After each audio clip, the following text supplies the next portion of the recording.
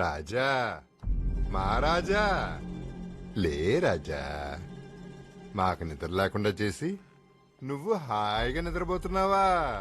అవునులే, డబ్బంతా దుబ్బేసి హాయిగా బొచ్చుందో. జప్తు చేసిన డబ్బు ఎక్కడ దాచిపెట్టావురా?